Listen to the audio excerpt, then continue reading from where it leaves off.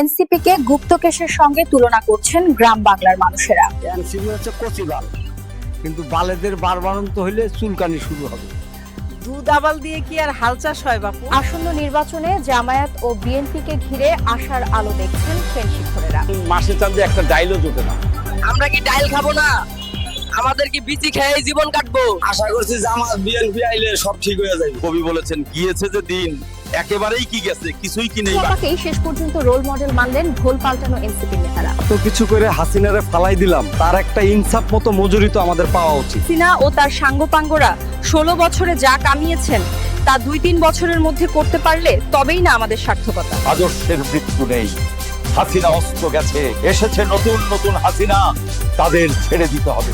জামায়াতের ক্ষমতায় আসার আশঙ্কায় মদের পেয়ালা হাতে নিয়ে ভয়ে কাঁপছেন গুলশান বনানীর বাড়িধারার অভিজাত ব্যবসায়ীরা।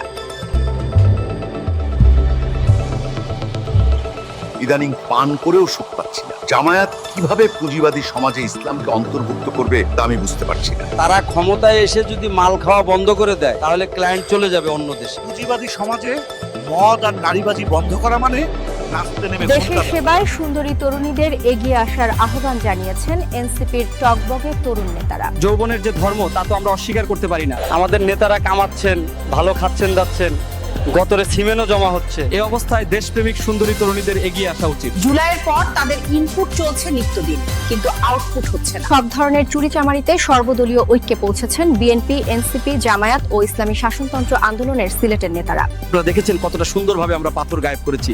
ন্যায্য বন্টনের কারণেই এটা সম্ভব হয়েছে। চুরিচামারি 10 মিলে না করলে তা টেকসই হয় না। কি বলেছেন, 10 মিলে করি কাজ, হারি জিতি নাহি লাজ। বড় দল হিসেবে আমরা অনেক উদারতা দেখাচ্ছি, দিয়ে থুয়ে খাচ্ছি। সম্পূর্ণ বুলেটিন দেখতে ভিজিট করুন টক টিভির ইউটিউব চ্যানেল ও ফেসবুক পেজ। একই সঙ্গে দেখুন বিশেষ টক শো টক মারানির আসর। আমরা সব দলগুলো নিয়ে বিশেষ বুলেটিন সম্প্রচার করে থাকি।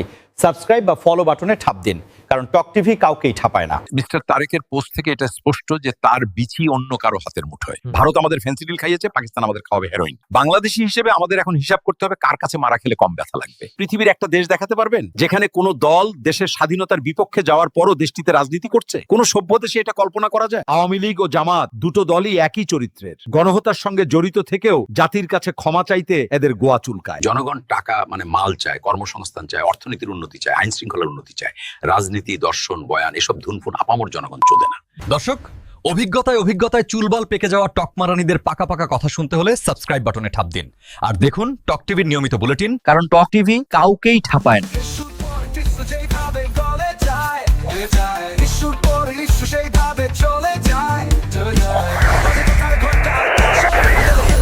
খবর এই দেশে টক শোতে কথা বাসো তেমনই টক মারানির আসো।